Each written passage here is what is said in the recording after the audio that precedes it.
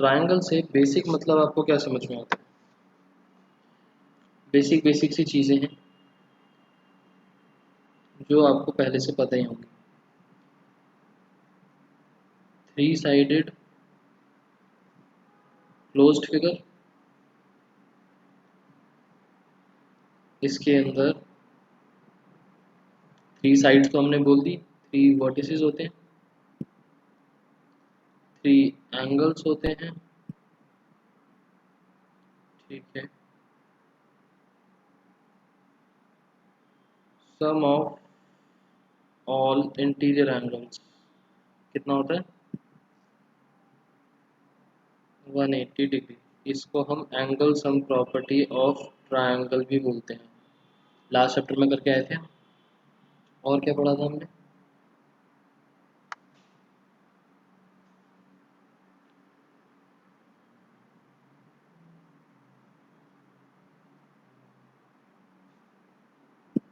एक हमने exterior angle property के बारे में पढ़ा था।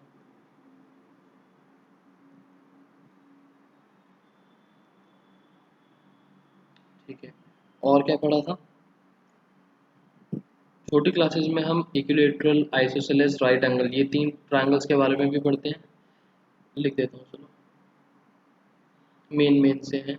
Right triangle, right angle, equilateral and isosceles. Isosceles में 2 साइड्स या 2 sides and 2 angles are equal. Equilateral में all 3 sides and all 3 angles are equal. Right angle में स्केलिन वगैरह ना बहुत रेयरली यूज आते हैं, वो अभी मतलब इतना काम का है नहीं। ऐसे तो एक्यूट ऑब्ट्यूज बहुत सारी चीज़ें निकल जाती हैं। मेन मेन सी चीज़ है। राइट एंगल ट्रायंगल के अंदर एक एंगल 90 डिग्री का होता है एंड उसके ऑपोजिट वाली side is hypotenuse, and area of right angle triangle is half base into height.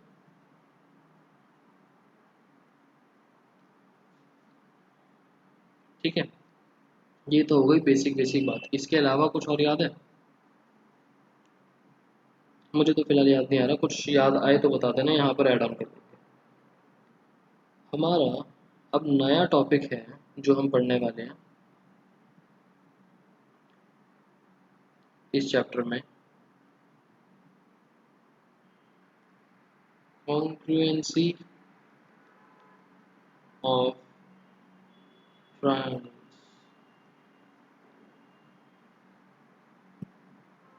Congruency word से क्या समझ में आता है? कॉन्ग्रुएंसी,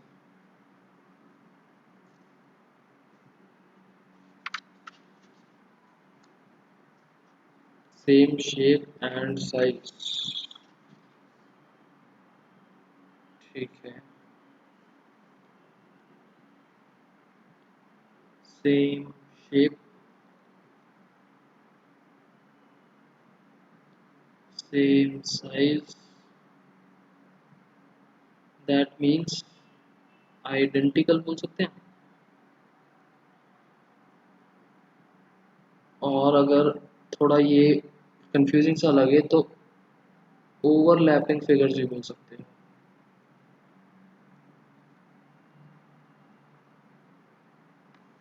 मतलब बिल्कुल एक चीज के ऊपर दूसरी चीज परफेक्टली आ जाए, दैट इज कॉन्ग्रुएंट।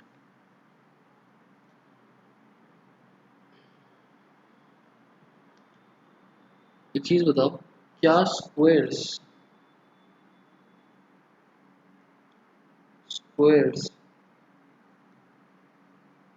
कॉन्ग्रुएंट हैं या नहीं? इक्विलैटरल ट्रायंगल्स, सर्कल्स,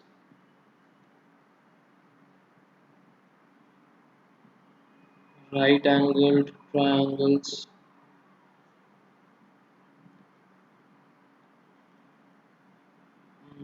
और क्या बोल सकते हैं? चलो यही बताओ, इसमें से कौन सा कॉन्ग्रुएंट है कौन सा नहीं है?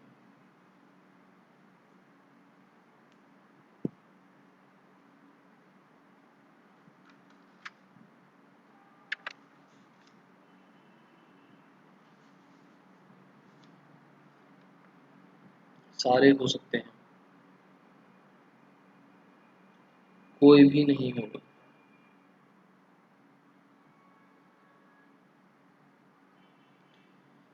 कोई भी एक केस उठा लेते हैं, लेट से इक्विलेटरल ट्रायंगल का अगर मैंने पिक करा, ये भी एक इक्विलेटरल ट्रायंगल है एंड ये भी एक इक्विलेटरल ट्रायंगल है। All sides are equal, all sides are equal, but ये दोनों के दोनों नॉट कॉन्ग्रुएंट। ओवरलैपिंग फिगर्स लग रही हैं आपको? क्या ये आपको ओवरलैपिंग फिगर्स लग रही हैं?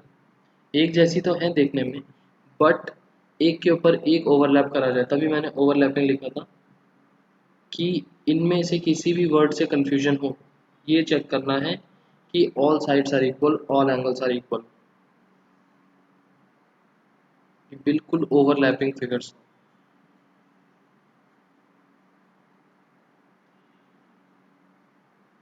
ठीक है, एक तरीके से आप बोल सकते हो ओवरलैपिंग है तो सारी की सारी साइड्स एंगल्स इक्वल होंगे, all sides angles are equal. यहाँ तक का कंसेप्ट क्लियर?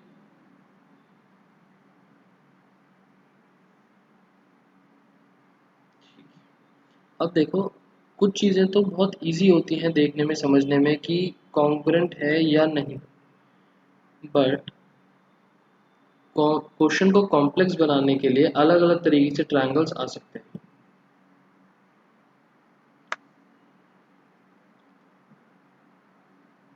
तो हमारे पास एक कंसेप्ट आता है, रूल्स ऑफ कॉन्ग्रुएंसी। अगर इन रूल्स में से कोई भी एक चीज़ अप्लाई हो जाती है, एनी रूल, तो हम बोलेंगे that both the triangles are congruent. अच्छा, एक ऊपर से हम चीज़ और निकालते हैं कि कॉन्ग्रुएंसी में एक टॉपिक और निकल के आता है,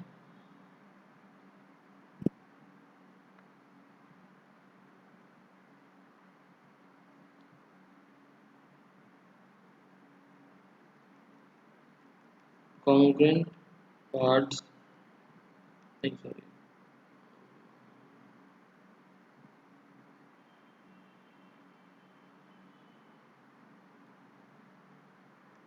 कॉरेस्पॉन्डिंग, ये तो नीचे लिख देते हैं, रूल्स के बाद लिख देता हूँ। Rule number one, rule number one, S A S, specific order में याद करना ज़रूरी नहीं है इनको। A S A, A A S,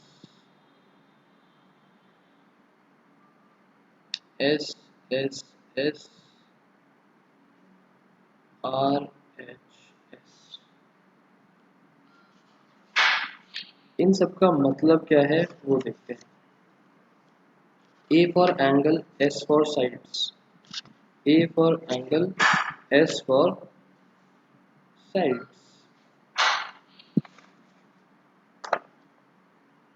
यहाँ पर A is used for angles, S used for sides, और R और H right angle, hypotenuse, side angle side, angle side angle, angle angle side, side side side, right angle, hypotenuse and side। इनमें से कोई भी एक rule apply हो जाए तो हम बोल देते हैं दैट कि वो दोनों ट्रायंगल्स आर कॉन्ग्रुएंट। और यहाँ से हमारा एक और चीज़ जो निकल के आती है वो ये, corresponding parts of congruent triangles are equal. इसका मतलब क्या है? कॉरेस्पॉन्डिंग पार्ट्स की मतलब कि जो पार्ट्स हैं, मतलब कि अगर हम स्पेसिफिक साइड्स या एंगल्स के बारे में बात करें दो कॉन्ग्रुएंट ट्रायंगल्स के, तो वो होंगे बराबर।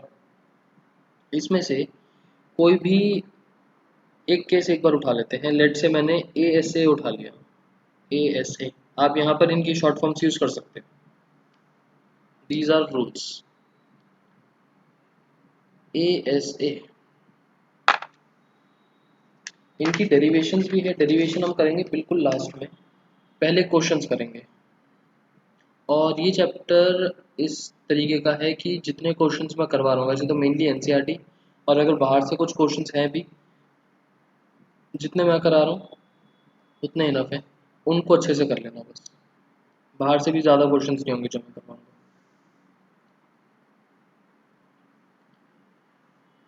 लेट से हमने ए एस ए रूल को देखा। देखो होता क्या है। मेरे पास दो ट्रायंगल्स हैं,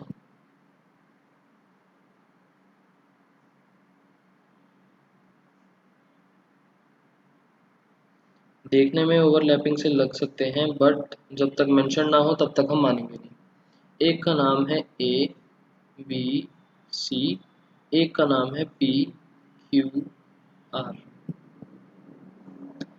अब मैंने आपसे बोला इन दो ट्रायंगल्स में हमारे पास गिवन क्या है। हमारे पास गिवन है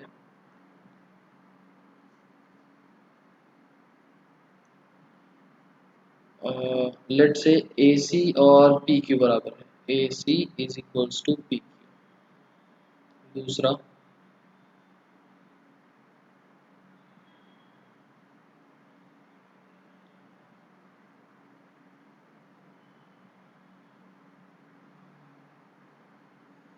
एंगल ए बराबर है एंगल क्यू,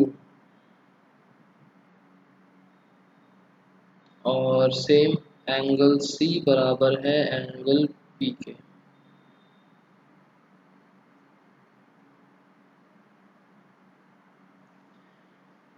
तो नॉर्मली अगर मैं आपसे ऐसे ही चीज़ बोलूँ तो जल्दी से हम देख के नहीं बता सकते कि ये ओवरलैपिंग फिगर्स बनेंगी या फिर नहीं बनेंगी। तो अलग अलग ट्रायंगल्स को अलग अलग तरीके से इम्प्लीमेंट करके टेस्ट करके हमने वो 5 रूल्स बनाए कि अगर इन पांचों में से कोई रूल अप्लाई हो रहा है, दैट मीन्स वो ओवरलैपिंग फिगर्स बनेंगी ही बनेंगी। ठीक है। नाउ इस कंडीशन के अंदर ध्यान से देखो, एंगल साइड एंगल इस ही लाइन में चलना चाहिए। एंगल साइड एंगल, पहले एंगल आया फिर साइड आई फिर एंगल आया। एंगल साइड एंगल मतलब दोनों एंगल्स के बीच में आने वाली साइड, दोनों एंगल्स के बीच में आने वाली साइड।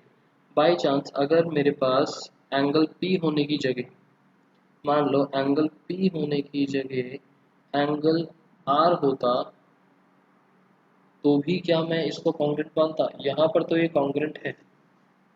R में अगर आप बोलो A S A, तो ऐसे नहीं, यहाँ पर एक दूसरी साइड आ गई ना बीच में, दोनों एंगल्स के बीच में बनने वाली साइड, यहाँ पर कॉन्ग्रुएंट नहीं होगा। ए से रूल समझ में आया? ठीक है। एक रैंडम और बता दो जो आपको थोड़ा सा डिफिकल्ट लग रहा हो, दोबारा से देख लो, एक बार उसको और डिस्कस कर लेते हैं।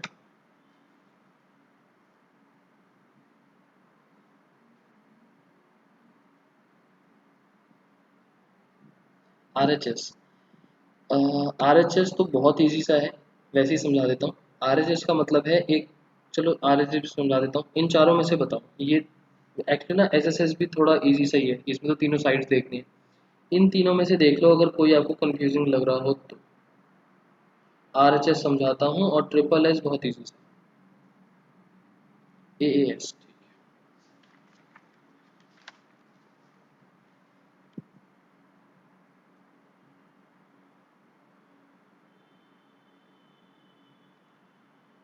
AAS rule.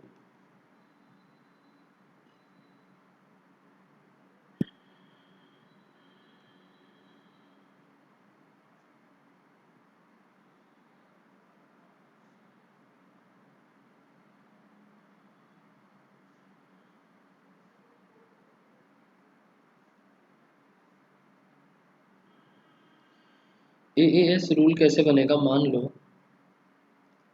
अ,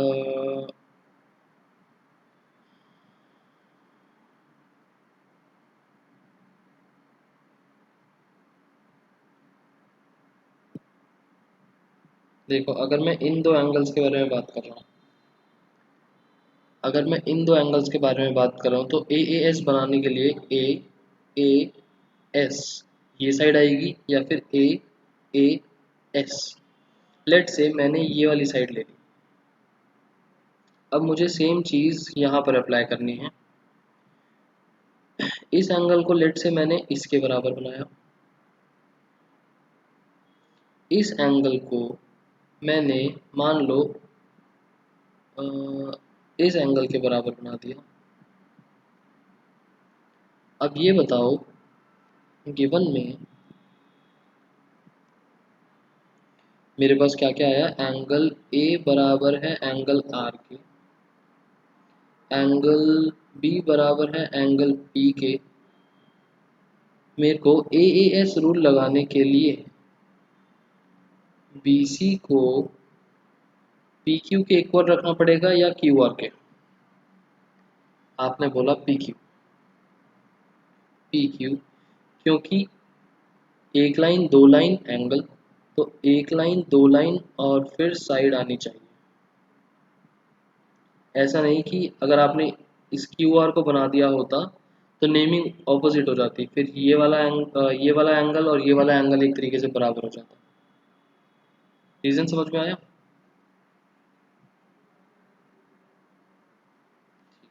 RHS भी देख लो, वो भी बहुत ईजी से। RHS रूल, RHS रूल का मतलब है right angle, hypotenuse and side. तो राइट एंगल तो एक ही होता है, हाइपोटेन्यूज एक ही होता है, और साइड में एनी वन साइड, कोई भी साइड चलेगी।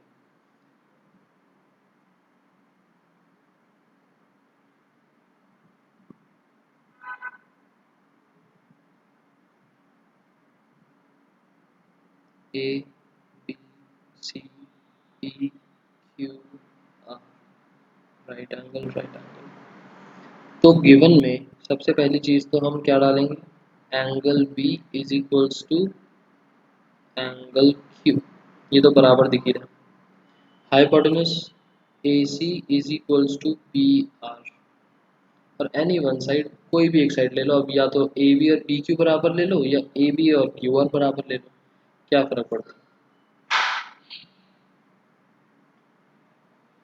अगर इस टाइप से तीन चीजें मिल रही हैं तो हम बोलेंगे RHS।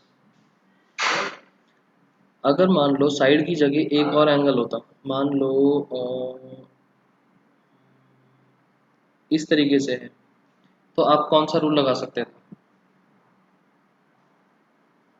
RHS को हटा के और कौन सा रूल लगा सकते थे, अगर मान लो ये चीज ना होती तो, AB और QR नहीं है तो SAS।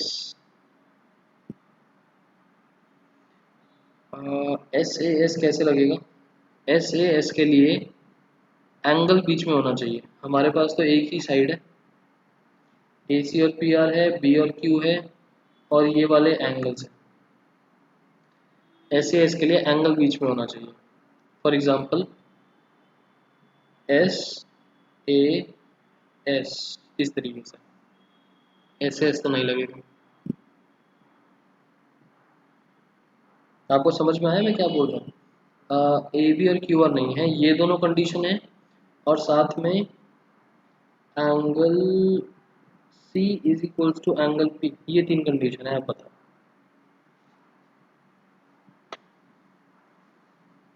ASA नहीं, ASA के लिए साइड बीच में होनी चाहिए। सोच के देखो, B और Q, B बराबर है और C के बारे में बात हो रही है, और AC के बारे में, ये एंगल, ये एंगल और ये साइड मिलके क्या बनाएंगे, AAS। SAA भी बना सकते हैं बट वो कुछ होता ही नहीं। ए ए एस। ए एस ए बनाने के लिए मुझे इस साइड के रिस्पेक्ट में चाहिए था ए एस ए, ये ए ए एस, और क्या बचा एस ए एस के लिए एस ए एस, इस टाइप से बनेगा। पक्का क्लियर? और ट्रिपल एस है तो एस एस एस, तीनों साइड। पक्का क्लियर? फिलहाल हमारे आर एच एस के लिए ये रूल नहीं है।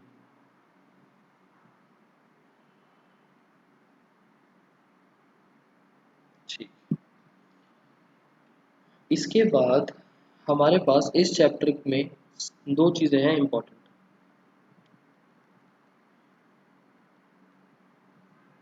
पहला,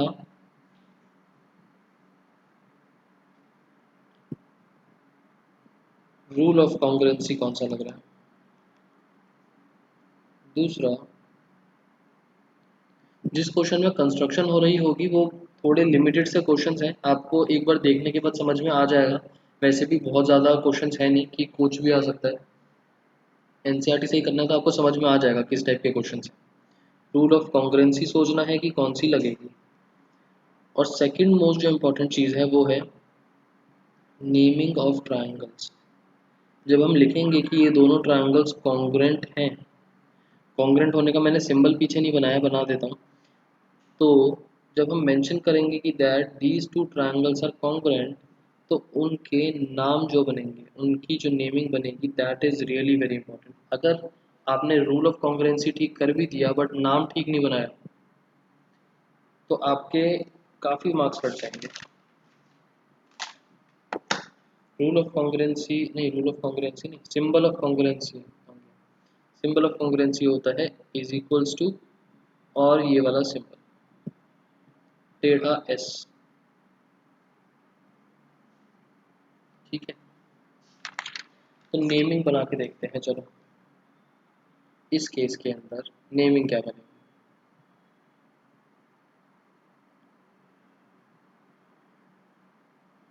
ट्रायंगल, पहला ट्रायंगल तो एज इट इज लिख दो, A B C is congruent to triangle. दूसरे ट्रायंगल का नाम सोचना पड़ेगा।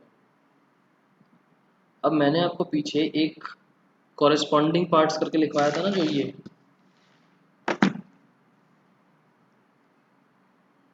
इसको शॉर्ट में बोला जाता है CPCT, corresponding parts of congruent triangles. अच्छा, आपने बोला QRP, चलो देखते हैं। तो सबसे पहली चीज़ तो एंगल A और Q बराबर है, तो जहाँ पर A है वहाँ पर Q आना चाहिए। C और B बराबर है, तो C है थर्ड पोजीशन पर, तो P भी थर्ड पोजीशन पर आना चाहिए, और बचा R। ठीक है, यहाँ पर भी एंगल्स की वजह से तो नेमिंग थोड़ी सी बनानी ईजी हो जाती है। जहाँ पर साइड्स आएंगी दिक्कत थोड़ी सी आएगी वहाँ पर। ABC is congruent to here RPQ। ठीक है, RPQ। यहाँ पर बताओ, यहाँ पर तो दो साइड्स आ गई। अब थोड़ा सोच समझ के आंसर देना। ABC is congruent to triangle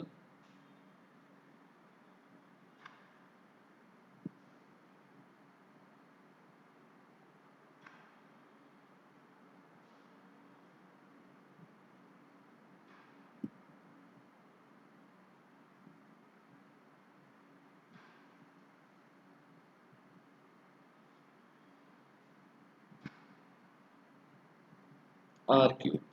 तुक्का मारा है या समझ में आ गया?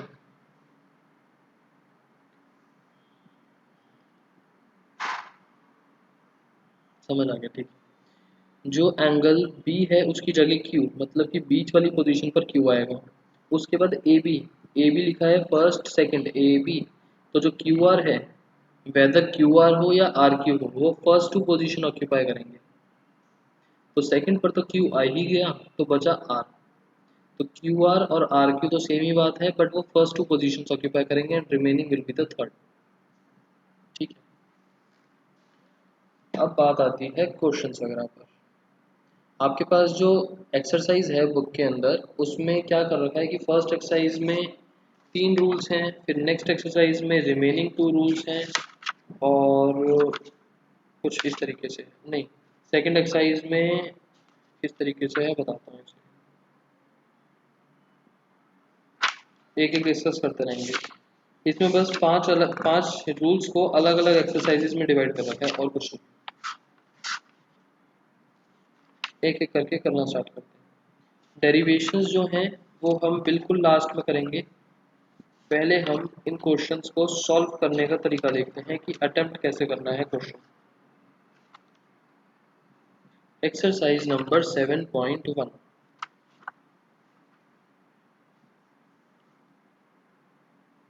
Exercise number 7.1, answer number 1।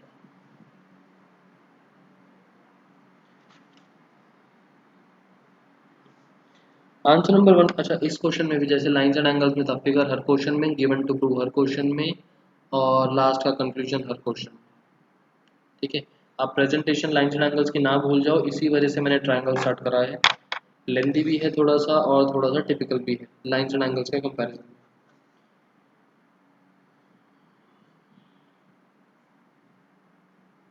और कोशिश करना फिगर राइट साइड पर बनाओ।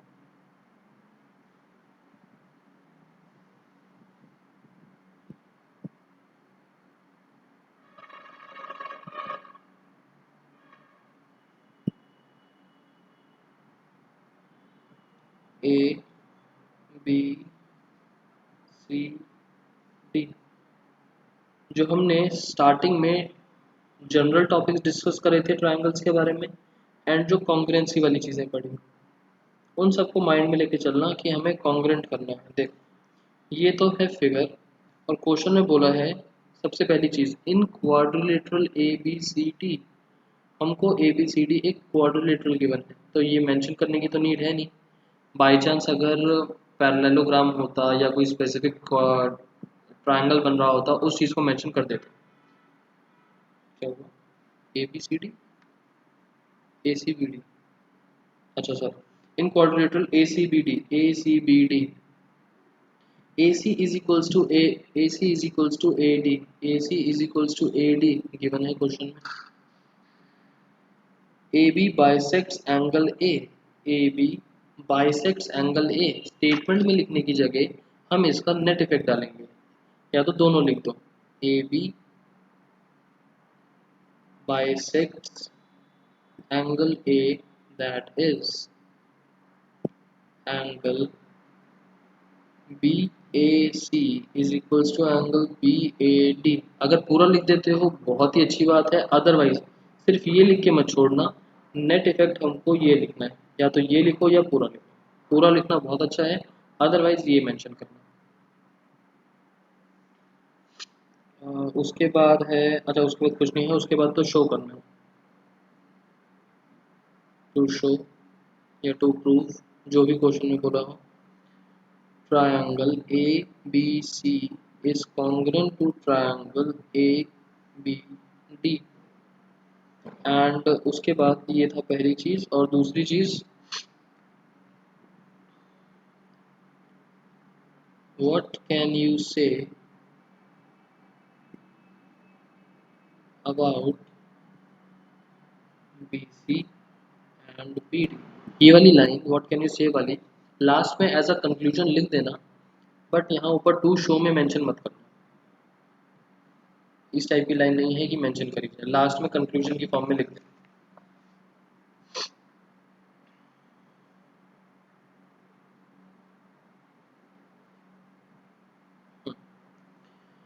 तीन चीज़ें हैं हमारे पास, ए सी, और दो चीज़ें हैं, ए सी और ए डी इक्वल है, और ये दोनों एंगल्स इक्वल है। हमें ए बी सी और ए बी डी, मतलब ए बी सी ये वाला ट्रायंगल, ए बी डी नीचे वाला ट्रायंगल, इन दोनों को शो करना। तो सबसे पहले तो हम करेंगे कंसीडर। कंसीडर, कंस्ट्रक्शन है नहीं क्वेश्चन में, अदरवाइज कंस्ट्रक्शन करते। Consider triangle A B C and triangle A B D. जिन दो ट्रायंगल्स को कॉन्ग्रुएंट करना है उन्हीं नेम्स के अकॉर्डिंगली हमने उनको कंसीडर कर लिया। उसके बाद 1 2 3 हम 3 पॉइंट्स बताएंगे। 3 पॉइंट्स बताने के बाद हम बोलेंगे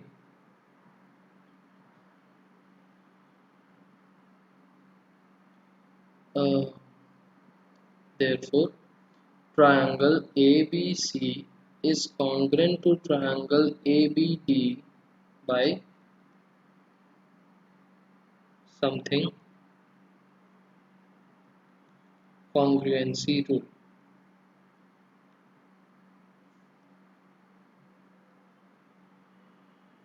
Hence proved। और हमको एक कंक्लूजन लिखना था। कंक्लूजन लिखने के लिए हमको कंक्लूजन पूछा था BC और BD पर। तो देखो जरा, BC ये रहा और BD ये रहा। Corresponding parts of congruent triangles are equal। Also BC is equals to BD CPCT short form use कर सकते हो CPCT। corresponding parts of congruent triangles। ये रहा कंक्लूजन। और स्टेटमेंट फॉर्म में लिखना हो, here BC and BD are equal। Statement form में लिख देंगे। ठीक है, अब बात आती है कि ये कौन सा कॉन्ग्रुएंसी रूल है और 3 पॉइंट्स क्या क्या बनेंगे। बट ये थी प्रेजेंटेशन जो मैंने एक बार आपको करके दिखा दी। हम सबसे पहले ट्रायंगल्स को कंसीडर करते हैं, फिर 3 पॉइंट्स लिखते हैं, फिर बोलते हैं कि दोनों ट्रायंगल्स आर कॉन्ग्रुएंट किस रीज़न की वजह से, और कॉन्ग्रुएंसी वर्ड लिखना ज़रूरी है। और CPCT कुछ निकालना है तो CPCT अलग। अब देखो, 3 चीज़ें निकालनी हैं इन दो triangles.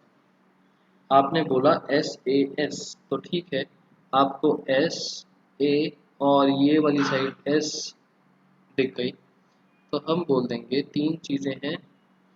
AC is equals to AD, angle BAC is equals to angle BAD, AB is equals to AP। इनका रीज़न भी देना है तीनों का। ये तो है गिवन, ये भी है गिवन, और ये कॉमन। और जो प्रॉपर्टी लगा रहे हो उसी ऑर्डर में लिखो तो ज़्यादा अच्छा है। बाय SAS, वैसे कोई हार्ड एंड फास्ट रूल नहीं है, लिख दो तो बहुत अच्छी बात है, सीधा सीधा समझ में आ जाता है। ठीक है, बताओ इस क्वेश्चन में कुछ डाउट हो तो।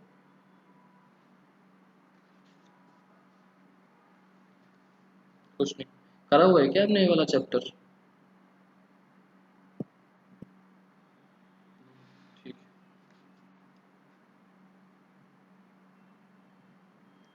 Question number 2।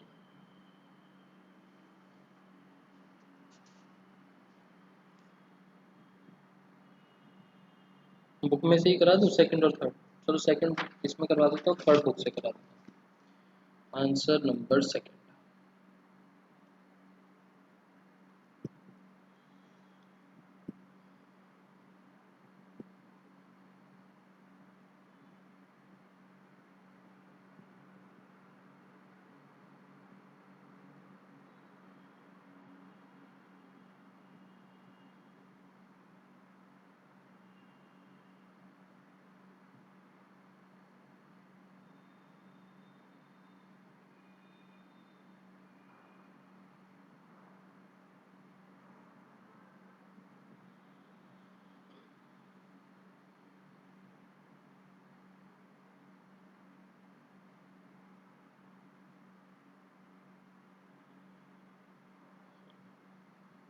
गिवन में है हमारे पास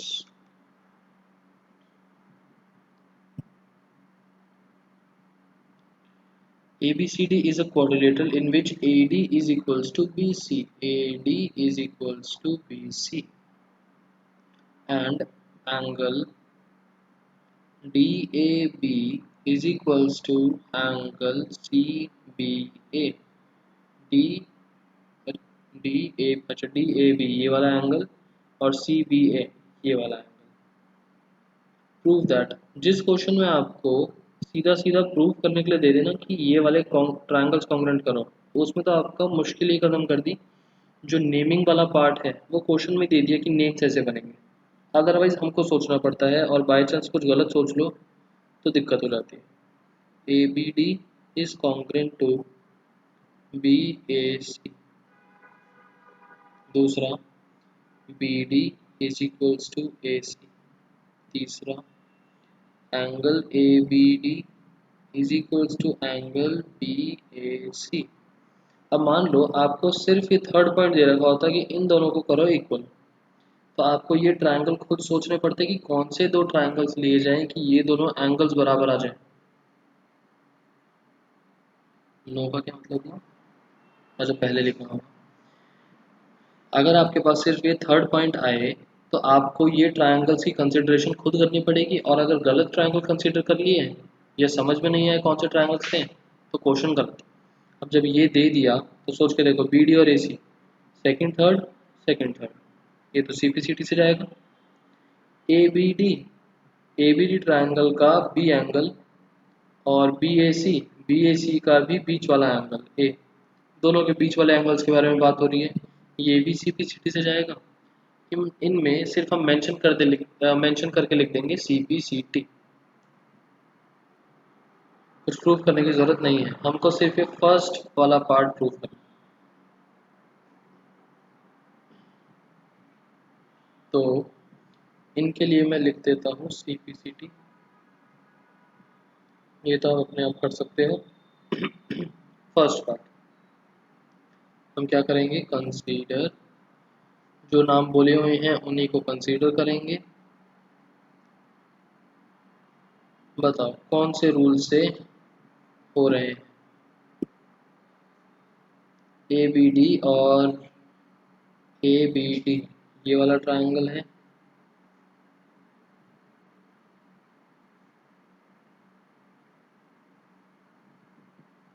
एक तो ये वाला ट्रायंगल है और दूसरा है बी ए सी, एक है ये वाला ट्रायंगल।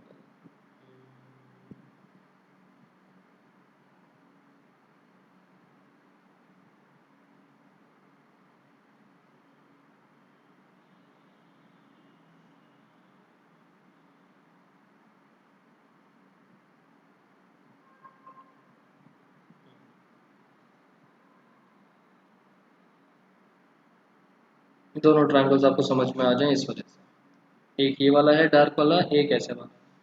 पेपर में इस तरीके से मत करना, ये समझाने के लिए करा है मैंने।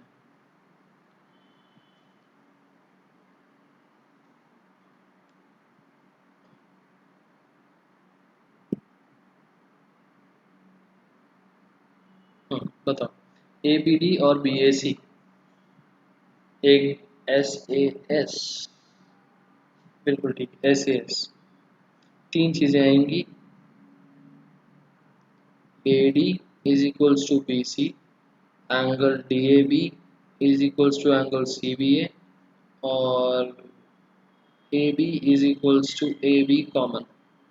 ये दोनों पार्ट्स गिवन में जाएंगे और ये वाला पार्ट जाएगा कॉमन।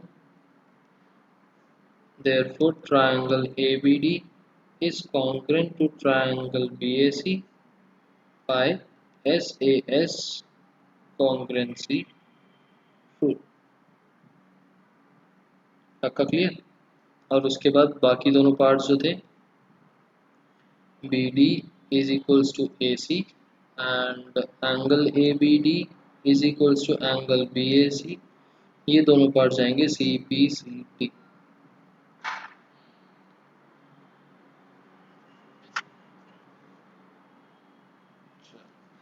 थर्ड नंबर का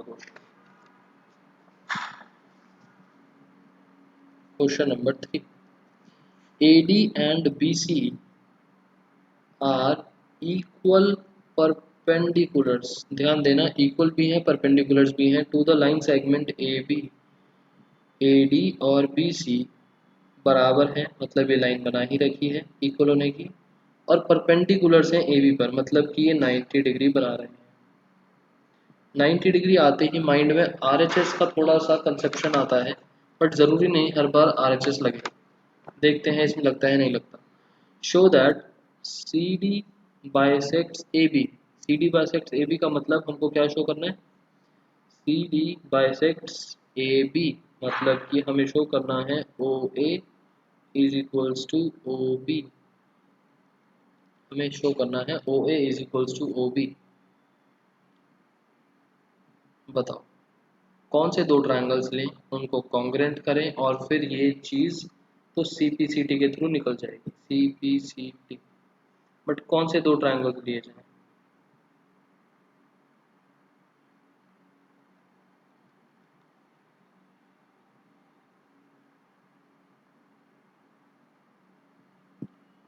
ओ B C and O A D, ठीक है, O B C and O A D, बिल्कुल ठीक।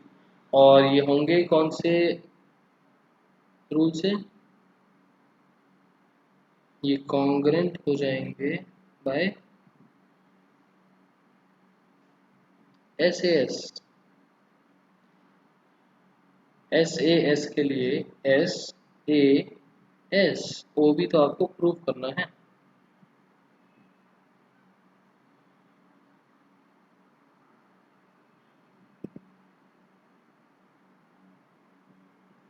ये वाली लाइन तो आपको शो करनी है बराबर।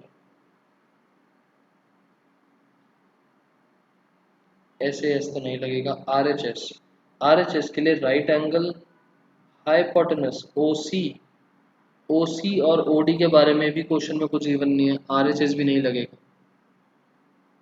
आपने दो चीज़ें बोली, एस ए एस नहीं लगेगा, आर एच एस नहीं लगेगा।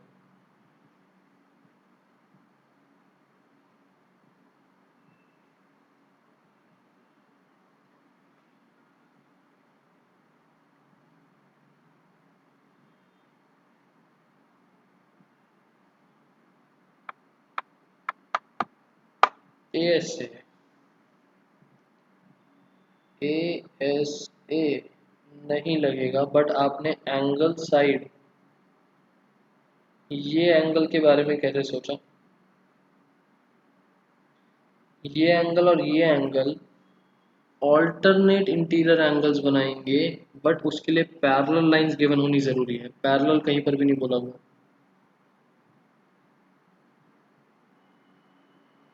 या तो पैरेलल प्रूव करो उसके बाद बोलो ऑल्टरनेट इंटीरियर एंगल हो। अब तो कुछ ऑप्शन ही नहीं बचा, अब तो आपको ये वर्टिकल वाली चीज ध्यान में आई गई हो। ये लगेगा ए ए एस।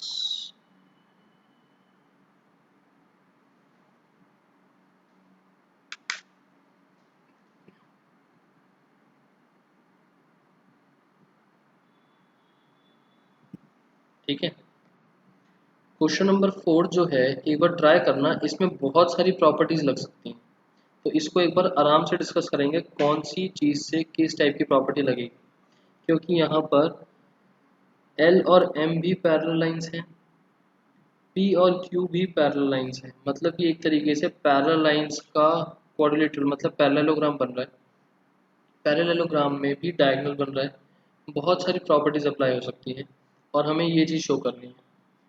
तो पैरेललोग्राम की कौन सी प्रॉपर्टी पिक करें, कौन सी आइडेंटिटी लगेगी, कौन सा रूल लगेगा, कोई और प्रॉपर्टी से कौन सा रूल लगेगा, वो आराम से डिस्कस करेंगे। एक बारी आप भी सोच के आना। क्वेश्चन नंबर 5, ये भी आपका होमवर्क है। करना क्या है इसके अंदर, देखो, line L is the bisector of angle A. L जो है वो एंगल ए का बाइसेक्टर है, that means angle B O A बराबर एंगल बी ओ पी। ये एंगल और ये angle is any point on L and B is any point on L, BP and BQ are perpendiculars from B to the arms of A। BP और BQ perpendiculars हैं, मतलब कि 90 degree है। Show करना है हमें दैट ये दोनों triangles are congruent and B P is equals to B Q, या फिर B is equidistant from the arms of A। दो तरीके से इसलिए लिखा है कि आपके पास हो सकता है ये आ जाए, हो सकता है ये लिखा हुआ आ जाए, दोनों का मतलब सेम है। B P is equals to B Q बोला जाए, B P is equals to B Q बोला जाए, या फिर B बराबर है इक्विडिस्टेंट, इक्वल डिस्टेंस है from the arms of angle A. Angle A की दो आर्म्स हैं, ये वाली और ये वाली, इन दोनों आर्म्स से डिस्टेंस इज बराबर and distance is always perpendicular distance. That means B P और बी क्यू के बारे में बात करिए। ठीक है, इस लाइन का मतलब समझ में आ गया। डिस्टेंस हमेशा परपेंडिकुलर डिस्टेंस निकलता है। तो बी पी और बी क्यू, बता दो सुदीक्षा, आ गया ना समझ में। बी पी और B Q, second third, second third, ये पार्ट तो निकलेगा सी पी सी टी से।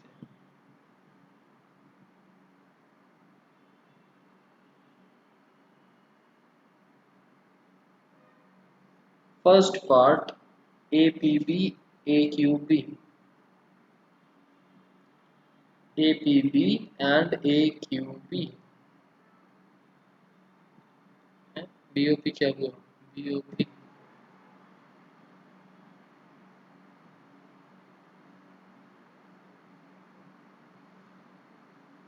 ये B O A, B O P, B, अच्छा सॉरी गलत लिख दिया मैंने, सॉरी गलती से। इस स्टेटमेंट का मतलब था फर्स्ट वाले का, angle B A Q, B A Q is equals to B A P.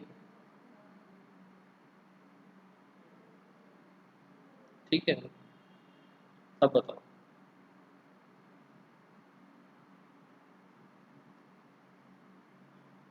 कौन सा रूल लगेगा यहाँ पर।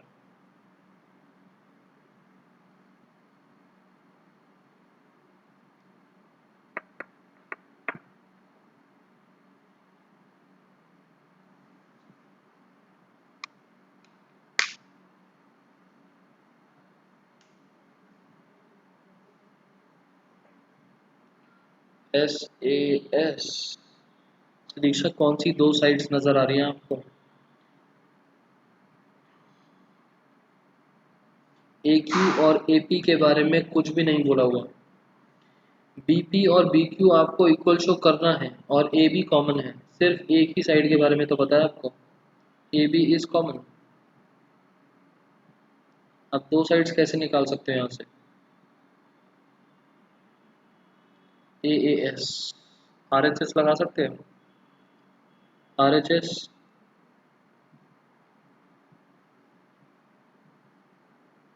नहीं, अगर आपको बी पी और बी क्यू ये गिवन में होता और ये चीज़ शो करनी होती तो लगता are H S, R H S, और फिर ये निकलता सी पी सी टी से।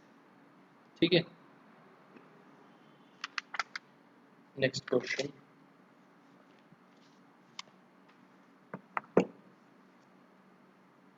क्वेश्चन नंबर 6, 7 और 8। क्वेश्चन नंबर 6, 7, 8 मैं करवाऊंगा बाद में। हम चलते हैं नेक्स्ट एक्सरसाइज पर।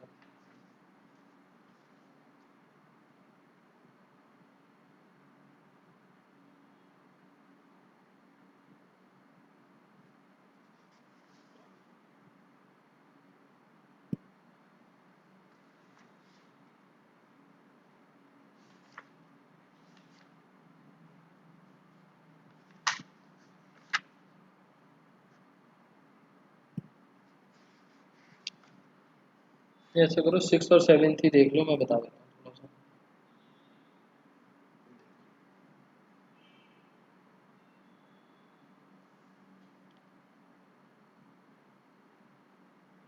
ये फिगर है, इसके अंदर ए सी और ए ई बराबर दे रखा है, ए सी एंड ए ई।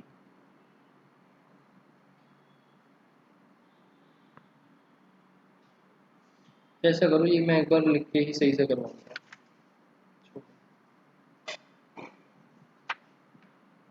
इस चैप्टर में जल्दबाजी नहीं।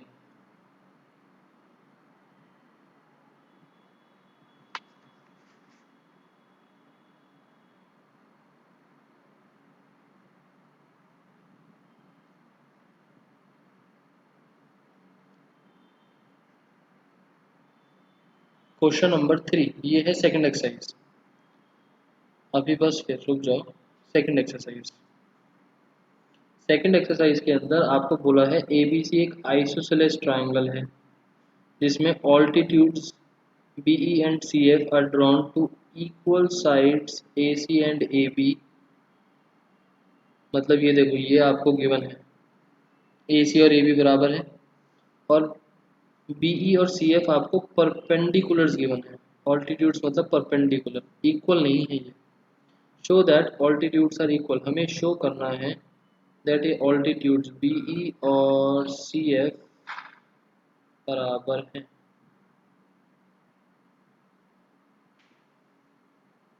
एक तो ये क्वेश्चन ट्राई करोगे आप, किस तरीके से करा जाए। Question number fourth, question number fourth भी ऐसे ही है, ट्रायंगल है, altitudes BE and CF to the sides AC and AB are equal. मतलब कि BE और CF बराबर गिवन, और हमें शो करना है दैट ये कॉन्ग्रुएंट है और ये AB और AC बराबर है। यहाँ पर AB और AC के ऊपर कमेंट नहीं है, यहाँ BE और CF बराबर दे रखा है। थोड़ा सा बस उल्टा क्वेश्चन, इन दोनों में कोई ज़्यादा डिफरेंस नहीं। और एक क्वेश्चन नंबर फिफ्थ, आपको बोला है ये दोनों हैं आइसोसेलेस ट्रायंगल्स। मतलब ये दोनों साइड्स इक्वल ABC में और ये दोनों साइड्स इक्वल BDC में।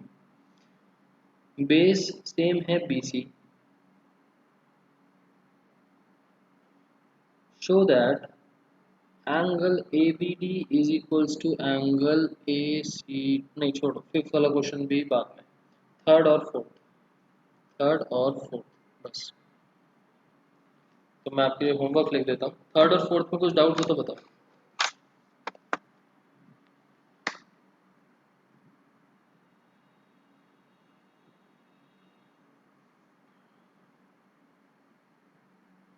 धीरे धीरे स्टेप बाय स्टेप चलेंगे, कोई जल्दी में नहीं करेंगे। वाला चैप्टर इम्पॉर्टेंट है, काफ़ी क्वेश्चंस आने के चांस रहते हैं। एक्सरसाइज 7.1, क्वेश्चन 1 से लेकर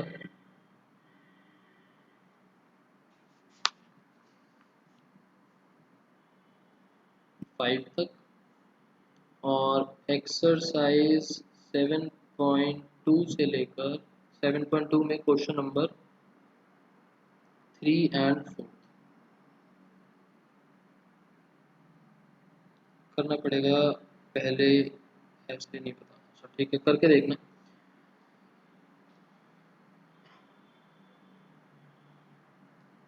मैं चैप्टर बड़ा स्लो स्पीड में चला रहा हूँ, ज़्यादा उसमें नहीं, बट आपको ये वाले सारे क्वेश्चंस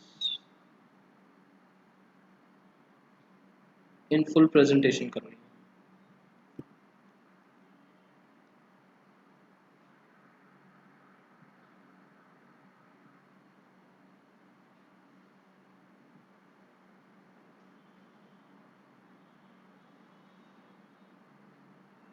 ठीक है, होमवर्क ज़्यादा देर नहीं लगेगी फुल प्रेजेंटेशन में करने में, हम सारे क्वेश्चंस डिस्कस कर चुके हैं, बस अच्छी तरीके से लिख के दिखाने हैं। और नेक्स्ट क्लास से पहले मेरे को व्हाट्सएप पर सेंड कर देना, मुझे देखने हैं आपने किस तरीके से करा है। एक एक करके मत भेजना, या फिर ऐसा करना, 2 क्वेश्चन करके एक बार सेंड कर देना, मैं बता दूंगा कि अगर कुछ मिस्टेक्स वगैरह होंगी या कुछ करेक्ट वगैरह करना होगा, एंड रिमेनिंग क्वेश्चन से बाकी एक साथ कर लेना। कोई भी 2 पहले एक बार करके दिखा देना। वैसे तो मैंने ऊपर जो प्रेजेंटेशन करी है वैसी ही है प्रेजेंटेशन, ज़्यादा कुछ उसमें चेंजेस नहीं है। अगर वैसी आप प्रेजेंटेशन कर पाओ तो एक साथ कर देना। ठीक है, तो आज की क्लास यहाँ पर ओवर करते हैं। Bye bye.